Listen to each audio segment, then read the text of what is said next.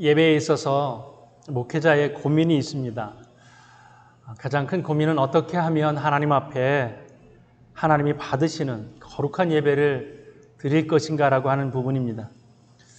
목회자의 고민이 목회자 혼자서 하나님 앞에 예배하는 것보다 온 성도님들이 함께 하나님 앞에 진정한 예배자가 되도록 하는 것, 여기에 있습니다. 온라인이든 아니면 교회에서 드리는 예배든 상관없이 하나님을 만나는 진정한 그런 교회가 되어야 할 것입니다. 예배 시간에 모니터 앞에 앉아 있을 수도 있고 또 예배당에 앉아 있을 수도 있는데 그 시간에 전혀 하나님을 만나지 못하고 또 하나님의 거룩하심 이것을 생각하지 못하고 그 시간을 보낸다면 아마 그 시간만큼 의미 없는 시간도 없을 것입니다. 예배가 의미 있다는 것은 받으시는 하나님, 그분과 함께 신령과 진정한 예배를 드리는 것입니다.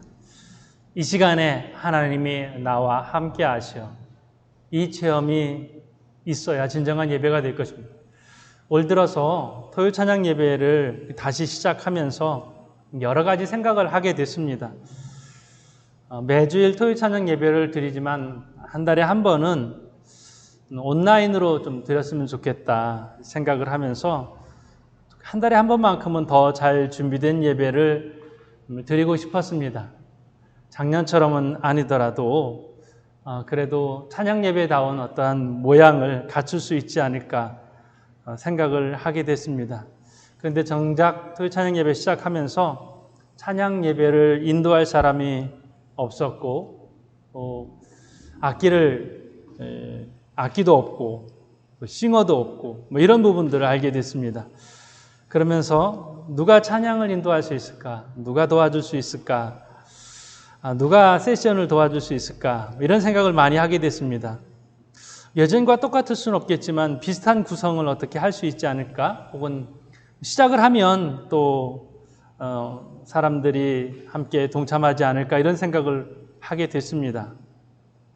그래서 온라인, 오프라인 함께 이렇게 찬양하는, 기도하는 그런 시간을 가질 수 있겠다라는 생각을 하게 됐습니다. 그런데 1월 첫 주부터 토요 찬양 예배를 시작을 하면서 제가 하나씩 내려놓게 됐습니다. 시작을 하는데 악기가 없어요. 악기 없으면 어때? 이렇게 생각했습니다. 싱어로 도와줄 사람이 없었어요. 싱어 없어도 괜찮아. 근데 영상을 도와줄 수 있는 사람도 없어요. PPT 없으면 어때? 찬송가로 하면 되지. 그렇게 올해 1월부터 매주일 토요일 저녁에 찬양 예배를 드렸습니다. 그러다가 아무것도 없는 날도 있었습니다. 반주도 없고 영상도 없고 찬양도, 그래서 저 혼자 이 앞에는 저 혼자 이렇게 예배를 드리는 그러한 날이 되었어요.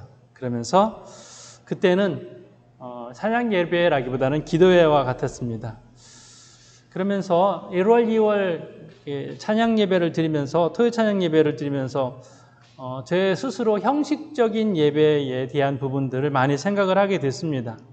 처음에는 잘 갖춰진 그러한 형식이 우리가 10수년 동안 마닐라 한인감리교회의 토요 찬양 예배 하면 누구나 다 생각하는 그런 그림이 있거든요. 그런 형식이 있는데 그런 부분들을 많이 생각하고 또 성도님들의 참여 또 몇 명이 나왔느냐 이러한 부분들을 생각을 하게 됐습니다. 아마 이전의 모습과 지금의 모습을 비교를 저 스스로 했던 것 같습니다.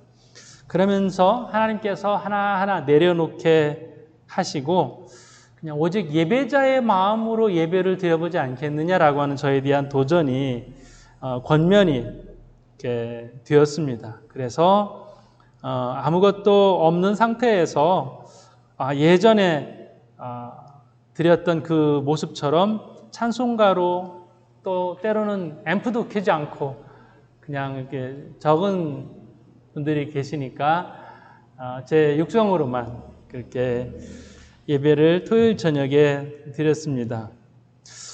형식이 전혀 없이 아주 단조로운 예배를 드리면서 하나님과는 훨씬 더 가까워질 수 있다는 것을 알게 됐습니다.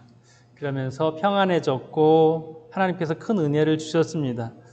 형식을 덜 생각하는 것이 어떤 부분에서는 예배다운 예배를 생각하게 하셨습니다. 그리고 이런 부분, 또 순서나 또 구성이나 이런 부분들을 전혀 생각을 하지 않게 되니까 본질에 더 집중할 수 있게 되었고요. 하나님께서 받으심을 확신할 수 있게 되었습니다.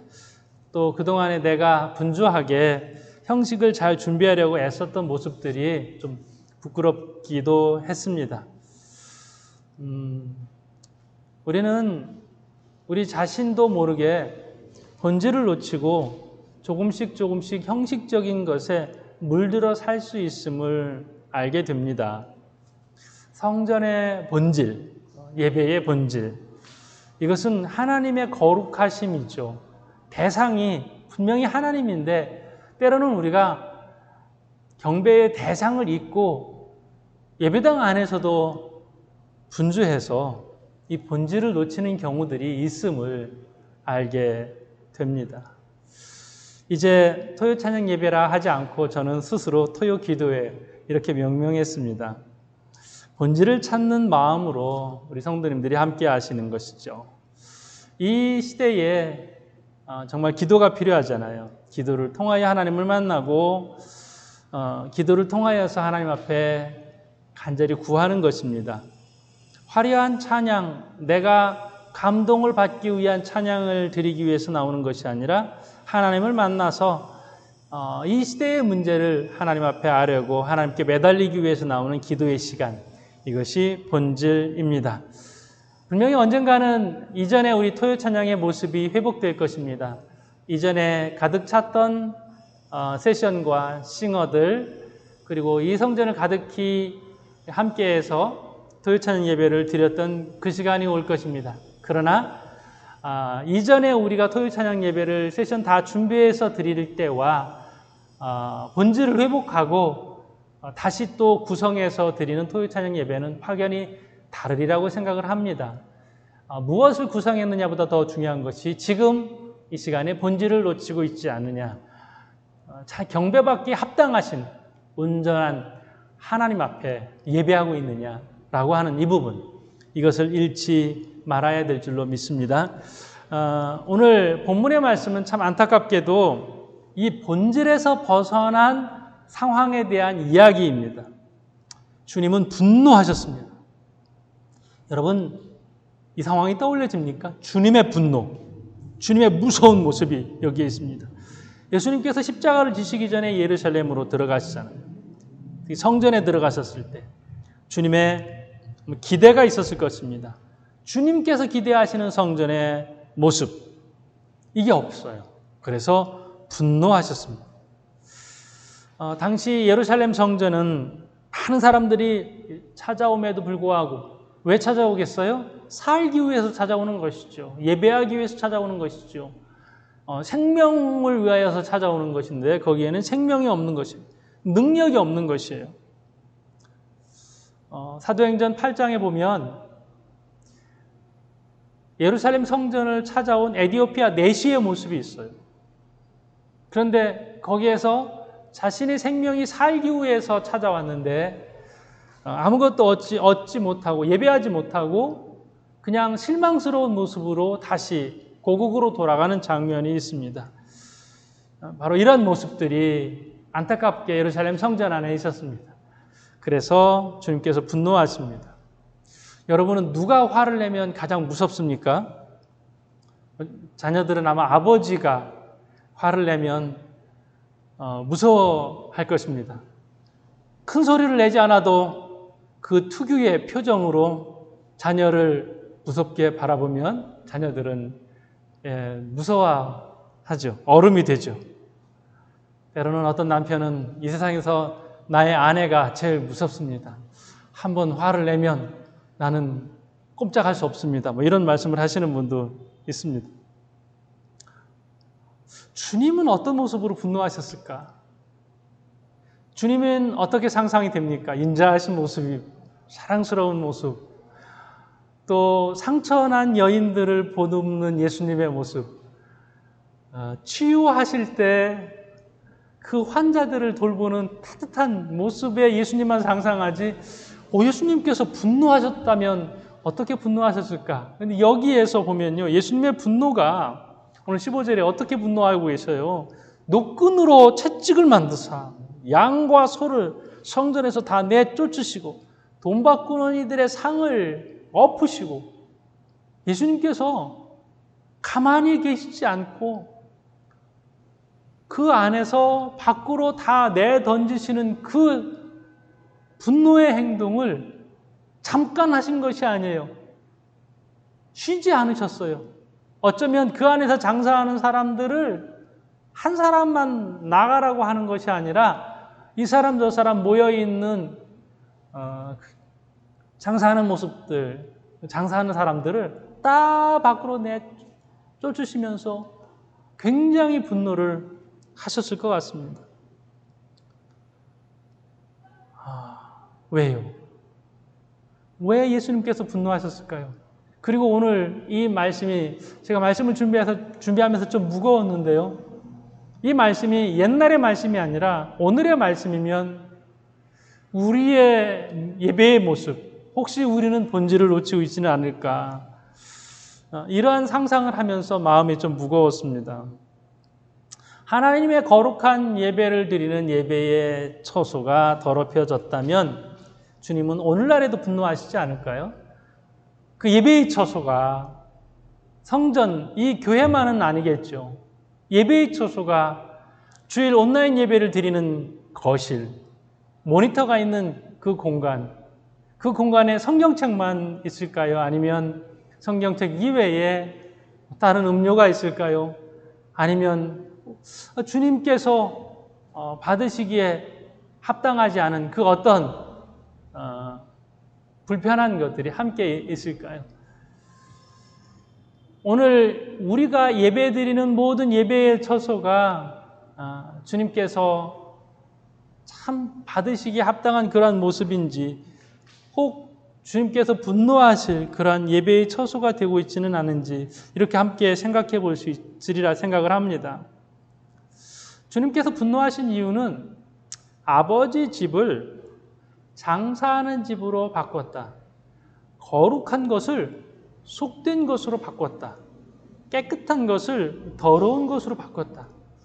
이 바꾸었다라고 하는 것에 주님께서 분노하셔요. 오늘 16절의 말씀에 그렇게 기록합니다.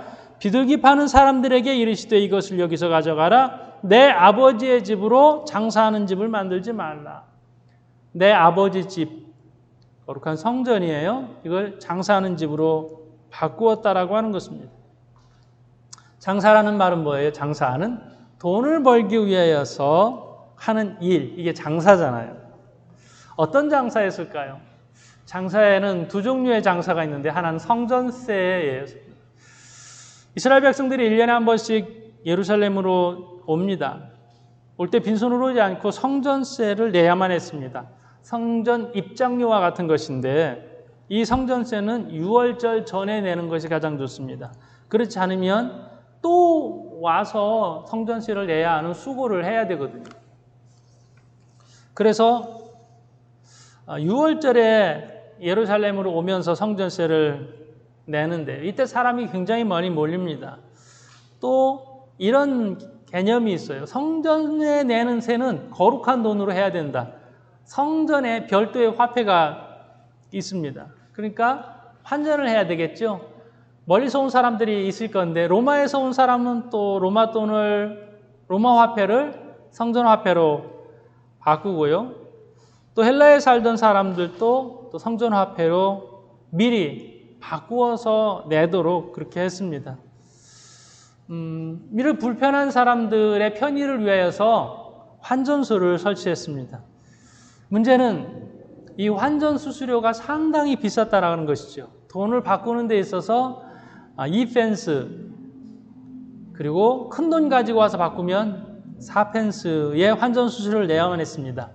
당시 노동자의 하루 품삯이 8펜스인데, 큰 돈 가지고 와서 환전을 할 경우에 노동자의 한나절 품삯을 환전 수수료로 내야만 했습니다. 네, 이 수수료의 이득을 취하는 이들이 성전의 제사장들이라고 하면 또 이것은 주님께서 더 싫어하시는 부분이 되겠죠. 또 하나는 유월절 제물입니다. 예루살렘 성전에 올 때 그냥 오는 것이 아니라 짐승을 한 마리씩 끌고 옵니다. 비싼 양을 드리는 사람도 있겠지만은 그 정도 형편이 되지 않는 사람들은 하나님께서 비둘기를 드릴 수 있도록 그렇게 배려를 하셨습니다. 비둘기가 필요하니까 또 비둘기 파는 장사가 생기게 되었고요. 또 먼 길을 이렇게 끌고 오다 보면 그 짐승이 또 상할 수도 있는데 동물이 상하면 또 안 받아요. 온전한 제물이 될 수 없기 때문에 성전에서 흠 있는 짐승은 받지 않습니다. 그래서 성전 가까이에서 흠 없는 짐승으로 또 바꾸는 것입니다. 이렇게 바꿔주는 사람이 있으면 이것도 편의를 제공하는 것이거든요. 당신이 모처럼 왔는데 온전한 예배를 드려야 되는데 이 제물이 온전하지 못하니까 온전한 제물로 또 내가 바꿔주도록 하겠다. 참 좋은 제도일 수 있습니다. 그런데 이 돈의 맛을 안 제사장들이 욕심을 많이 내게 됐습니다. 제물을 바꾸는 장소를 성전 밖에 두도록 했는데 이것이 점점 가까이 오게 됐습니다. 성전 뜰은 셋으로 나눠지게 됐는데 그 중에 하나가 이방인의 뜰입니다. 이방인들이 들어와서 예배를 드릴 수 있는 공간이 이방인의 뜰이에요. 그런데 이 돈 바꾸는 사람들과 그리고 이 동물들 장사하는 사람들이 이방의 뜰 안으로 들어오게 됐습니다. 그러니까 이방인들은 본인들이 예배 드리는 거룩한 장소가 이제 시장으로 바뀌어진 것이죠. 그러면서 이 검역을 담당하는 관리 제사장들이 따로 있습니다. 동물들을 검사하는 거죠. 하나님이 받으시기에 흠이 있나 없나. 그러면 흠이 별로 없는 그런 짐승도 이 정도면 받아줄 수 있는데 이거 하나님이 이렇게 안 받으신다고 가서 바꾸라고. 그러면서 이제 또 커미션이 들어오는 것이죠. 근데 이때 동물을 바꿀 때의 기록에 의하면 아주 심할 때는 16배의 비싼, 밖에서 사는 것보다 안에서 살 때 그렇게 비싼 경우도 있었다라고 합니다. 그래서 성경에 이들을 보면 돈을 사랑하는 사람들 이렇게 표현하기까지 합니다. 어떻게 우리는 이해가 되지 않죠. 거룩한 성전이 장사하는 곳으로 바뀔 수가 있었을까? 어떻게 밖에 있어야 되는데 안으로? 어떻게 이렇게 이득을 취하기 위해서 거룩해야 될 사람들이 이렇게까지 망가질 수 있을까? 상상을 해보게 됩니다. 여러분, 왜 그렇게 됐을까요? 이 말씀은 우리가 이렇게 적용해 볼 수 있습니다. 조금씩 양보하다 보니까 이렇게까지 된 거예요. 처음에는 이 정도까지 아니었을 거예요. 그런데 돈이 중요하게 됐어요. 돈이 들어오니까 좋아요. 더 많이 들어오니까 더 좋게 된 것입니다. 그래서 장사꾼들도 좋아요. 그래서 타협을 하게 되는 것이죠. 처음에는 제사장들이 안 된다라고 했을 거예요. 이게 안 된다고. 여기는 거룩한 곳인데 여기 들어올 수 없다고. 그런데 장사꾼들이 이제 좋은 말을 했겠죠. 이왕이면 이 사람들이 또 이 안에서 하면 얼마나 더 편리하고 좋습니까? 이제 편리주의가 되는 것이죠. 여러 가지 상황들을 생각을 하면서 조금 허용해주고, 그러면 거긴 문 밖에서 하십시오. 조금 더 지나서 문 안으로까지 들어가는데 요 안쪽에는 하지 마십시오. 그러다가 이제 안방까지 들어오게 된 것이죠. 이왕이면 그렇게 하면 더 좋지 않겠습니까? 이 시대가 그런 시대가 아닐까요? 이왕이면 우리가 편하고 좋지 않습니까? 우리 이런 설문조사가 있습니다. 온라인 예배를 지금 드리고 있는데 팬데믹 상황이 종료가 되면 어떻게 성전에서 예배를 드리시겠습니까? 성전에 나가시겠습니까? 이렇게 질문을 조사를 했는데 많은 분들이 예, 어떻게든지 교회 문만 열리면 교회로 가야죠 하는 분들이 한 70% 정도 되고, 나머지 30%는 이렇게 예배 드리니까 너무 좋은데요. 이동하지 않아도 되고 옷도 간편하게 입어도 되고, 그래서 팬데믹이 끝나더라도 나는 계속 온라인 예배를 드리겠습니다 하는 분들이 30% 정도 되더라고 하는 것이죠. 네, 우리가 하나님 앞에 거룩한 예배를 드리는 데 있어서 어쩔 수 없이 예배를 이렇게 드릴 수밖에 없는 상황이 될 수도 있고, 또 그 다음에 조금 더 내 편의주의로 갈 수도 있습니다. 오늘 제사장의 역할은 뭐예요? 제사장의 역할은 하나님 앞에 거룩하고 온전하게 예배를 잘 드릴 수 있도록 돕는 거예요. 정말 하나님 앞에 예배를 잘 드리고 싶은데 지금 내가 꼭 급하게 환전이 필요하고 아니면 급하게 내가 비둘기를 사야 되는 경우에, 그럴 때는 물론 이제 성전 가까이에서 이런 배려를 할 수도 있겠는데, 나중에는 이제 제사장들의 욕심이 과해서 이렇게까지 되었습니다. 거룩한 것을 가지고 자신들의 욕심을 채우는데 사용했던 것입니다. 늘 본질은 하나님의 거룩이죠. 주님께서 기뻐하시는 것이 무엇인지. 자, 오늘 한 번의 예배를 드리는 데 있어서 하나님께서 기뻐하시는 예배. 내가 그리스도인입니다. 그리스도인, 신앙인이에요. 신앙인으로서 양보하지 말아야 될 것과 양보할 수 있는 부분이 있습니다. 또 타협할 수 있는 부분과 그렇지 못한 부분들이 있습니다. 거기에서 늘 우리가 원칙을 잊지 말아야 할 것입니다. 편의주의가 1번이 되면 조금씩 나중에는 정말 중요한 것까지 우리가 양보하게 됩니다. 분명한 기준, 원칙이 있었음에도 불구하고 다 무너졌던 그러한 예수님 당시의 성전을 우리는 보고 있습니다. 기준이 뭘까요? 기준. 아마 기준을 이렇게도 말할 수 있을 거예요. 사람들이 다 이 정도는 합니다. 그러면 기준은 뭐예요? 기준은 하나님의 말씀이 아니라 사람들의 말이 기준이 되는 거예요. 다수결이 기준이 되는 거예요. 예, 잘 알겠습니다. 그런데 성경에서는 뭐라고 기록되어져 있나요? 주님께서 기준을 말씀을 하고 계세요. 여긴 내 아버지 집이다. 너희들이 장사하는 집이 아니다. 이것을 분명하게 말씀을 하십니다. 마태복음에는 뭐라고 기록되어져 있냐면요, 만민의 기도하는 집이다. 이곳은 기도하는 집이다. 장사하는 집이 아니다. 더 심하게 말씀을 하세요.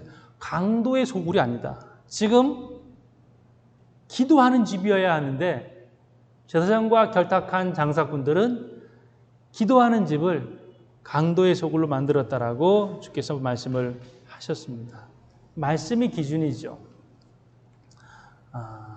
우리끼리 아무리 정해도, 또 장사하는 사람들과 제사장이 아무리 그들이 타협하고 정했어도 그건 기준이 아니에요.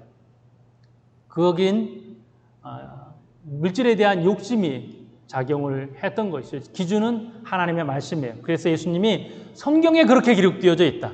여기는 기도하는 집이다 라고 성경에 그렇게 기록되어져 있다. 성경이 기준이다. 말씀이 기준이다. 너희들은 지금 강도짓 하고 있다. 이렇게 말씀을 하고 있습니다.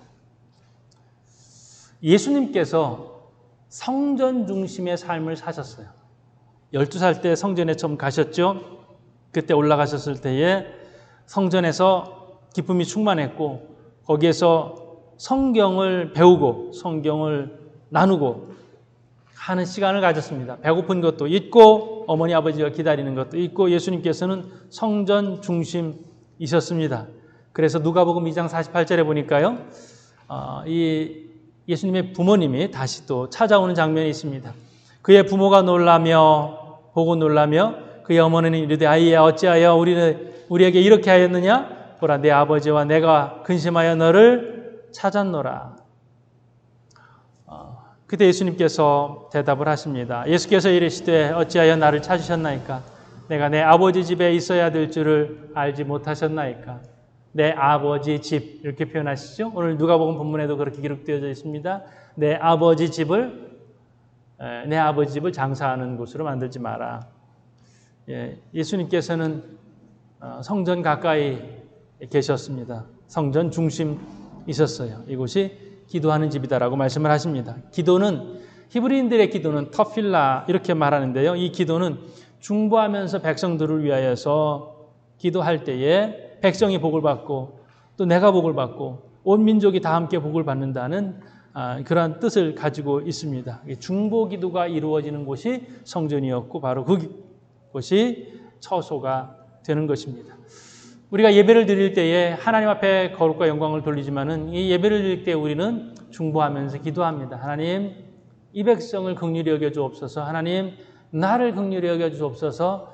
이 기도를 하나님께서 들으시고 받으신다. 이 확신 가지고 우리가 성전에서 기도하는 것입니다.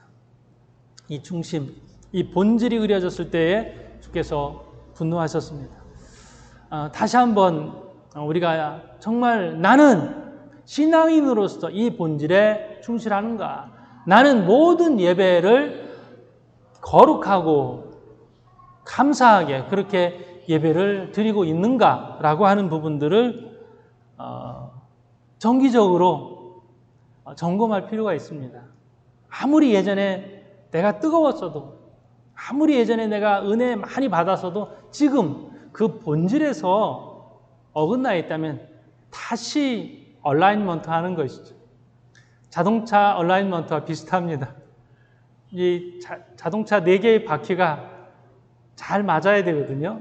근데 중간에 잘 안 맞으면 다시 또 이제 수리하는 곳에 가서 4개의 바퀴가 딱 맞는지 다시 정비를 해요. 그러면 이제 자동차가 타이어가 한쪽이 마모되지 않고 이렇게 가게 되는 것이죠. 정기적인 얼라인먼트. 내가 정말 잘하고 있나? 말씀에 또 나 자신을 다시 비춰보고 또 주님 앞에서 나 자신을 다시 점검하는 시간이 필요합니다. 특별히 목회자에게 이런 부분이 많이 필요한데 제가 여러 번 반복해서 이렇게 읽고 점검하는 책이 하나 있는데요. A.W. 토저의 예배인가 쇼인가라고 하는 이 책입니다. 원제가 On Worship and Entertainment예요. 꽤 오래전에 기록된 책인데 컴퓨터가 없던 시대에 이 책이 가능할까 싶을 정도로 책을 읽으면서 지금 시대에도 좀 공감이 되는 그런 부분들이 참 많습니다. 예배인가 쇼인가 한글로 나온 이 제목이 확 와닿지 않는데 이 쇼라는 말을 엔터테인먼트 지금 우리가 너무 자주 이렇게 찾아다니는 엔터테인먼트를 교회 안에까지 끌고 오지는 않는가라고 하는 도전을 주는 책이에요. 근데 책의 대부분이 하나님 앞에 우리가 어떻게 거룩한 것을 찾을 수 있는가에 집중되어 있어요. 물론 이제 후반부에는 이제 헐리우드처럼 하지 마라, 뭐 하지 마라 라고 하는 부분들이 나와 있지만 이 책이 하나님의 앞에서 우리의 거룩성을 다시 리셋하는 데에 좀 도움이 되는 그러한 책, 저에게는 많은 도전이 되는 책이었습니다. 안에 있는 부분들은 이렇게 기록되어 있어요. 당신은 자신이 원하는 대로 예배를 드려서는 안 된다. 내가 원하는 방식대로 예배하라. 이것은 마귀의 언어라고, 마귀의 속삭임이라고 말씀하고 있습니다. 우리가 원하는 방식대로 하나님을 예배하면 안 된다. 하나님께서 예배하는 방식으로, 하나님께서 원하시는 방식으로 가야 된다는 것입니다. 그렇게 하기 위해서는 이거예요. 성령을 통하여 예배하라. 말씀하고 있습니다. 요한복음 4장 24절처럼 성령을 통해서 예배하라.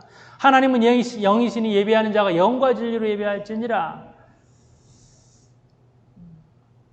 그러면서 이 저자가 이렇게 말하는데요. 오늘날의 그리스도인들은 십자가는 예수님이 지셨으니 우리는 이제부터 즐겁고 행복하게 살면 된다라고 말하는 것 같다는 거예요.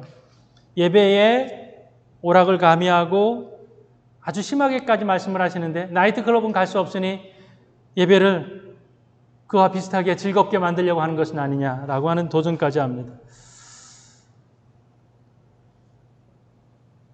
예배가 밀려난 자리에 프로그램이라고 하는 이상하고 낯선 것이 들어와 있지는 않은지, 본질을 거부하고 있지는 않은지 묻습니다. 십자가의 못과 가시면류관, 피와 고통의 본질적인 의미를 거부하고 그것을 그저 상징으로만 해석하고 있지는 않은지, 오늘날의 그리스도인들은 그리스도를 단지 저 위에 계신 마음씨 좋은 분 정도로 제시하고 있다고 합니다. 분주하고 소란스러운 세상에서 즐겁게 하루를 보낸 후 잠자리에 들 때 잠깐 생각해도 좋은 수호신 같은 존재로 그렇게 신앙생활하고 있지는 않은지, 대중의 입맛에만 맞추려고 애쓰고 있지는 않은지, 대중의 언어를 사용해야 된다라고만 한다는 것이죠. 가끔 청소년부 수련회를 볼 때 깜짝 놀랄 때가 있습니다. 청소년 집회인데 강사님이 청소년들의 언어로 요즘은 해줘야 합니다. 그러면서 청소년들이 쓰는 거친 표현들을 쓰는데 저는 시험에 들 뻔했어요. 저런 말을 저렇게 하셔도 되나? 나는 한 번도 사용해보지 못하고 때로는 듣지 못한 말인데 요즘 젊은 아이들은 이렇게 말을 해야 알아듣는다는 것인데, 그런데 아이들의 표정을 보니까 아이들도 시험에 들려고 하는 것 같았어요. 그들의 언어를 꼭 사용을 해야만 그들과 친숙할 수 있다라고 하는 그런 것은 아니지 않는가, 이 생각을 해보게 됩니다. 왜 그들을 얻기 위해서 그들이 쓰는 언어를 꼭 고집하려고만 하느냐, 이런 도전을 합니다. 그래서 헐리우드에서 배우려고 하지 마라. 성경에서 배우려고 해라. 예배 생활에 있어서 본질에 충실하고 조금 더 단순화했으면 좋겠다, 이런 마음을 갖게 됩니다. 우리를 즐겁게 하는 어떤 악기, 어떤 프로그램, 이것을 가미하려고 하지 말고 하나님만 남기도록 단순화하는 것이죠. 단순화. 형식을 줄이고 내용에, 성령에 집중하도록 하는 것입니다. 책을 통하여서 또 어떤 분들은 이 시대에 꼭 그렇게까지 해야 되나요? 물론 제가 모든 프로그램과 형식을 다 없애자라는 것은 아닙니다. 다만 우리의 중심이 하나님께로 거룩하고 온전하게 향하지 않고 있다면 어디부터 잘못되어 있는지 다시 한번 우리 스스로 하나님 앞에서의 거룩성을 생각해 보자. 내가 매 예배 때마다 신령과 진정으로 예배를 드리고 있는지 다시 한번 점검해 보자. 만약에 그런 부분들이 없다면 이제 형식적인 부분들을 다 제거하고 본질을 한번 생각해 보자. 예수님께서 그 자리에서, 예배드리는 그 자리에서, 성전에 계신 그 자리에서 이것은 안 됩니다, 말씀으로 하실 수도 있었을 거예요. 그런데 그 뒤에 어떤 말씀을 더 가미하도 좋지 않았을까 싶습니다. 비둘기 파는 자들의 상을 다 밖으로 끌어내고 짐승들 다 끌어내고 그리고 사람들에게 보십시오, 이게 맞는 겁니다. 다 빼내고 나니까 이방인들이 거기에서 굉장히 기뻐했으리라는 생각이 듭니다. 다 장사하는 사람들을 다 밖으로 빼내고 나니까 이제 없는 상태. 거기에는 뭐가 있어요? 아무것도 없지만 거기에는 있는 게 딱 하나 있는 거예요. 거룩이 있는 거예요. 이런 것이구나. 그동안엔 너무 소란스러웠는데, 그동안엔 너무 분주했는데. 요즘 어제 이제 어느 목사님과 통화를 하면서 온라인으로 어떻게 아이들과 함께 이렇게 예배를 드리고 또 온라인으로 어떻게 아이들에게 전도할 수 있는지 이런 부분들을 나누는 시간도 있었습니다. 그런데 요즘 아이들은 다 한다는 거예요.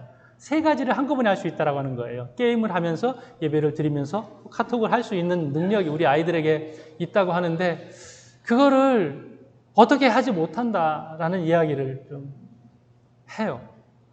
이제 서울의 예일 수 있겠지만 그렇구나. 어른들도 그렇게 할 수 있는데 줌으로 영상 강의를 들어가면서 가끔 이렇게 카톡 하면서 할 수 있는데 그러면서 강사에게 들키지 않을 수 있거든요. 근데 하나님한테 들키지 않을 수 있을까? 여러분 다른 강의나 세미나는 그렇게 하시더라도 예배는 그렇게 하지 않으셨으면 좋겠습니다.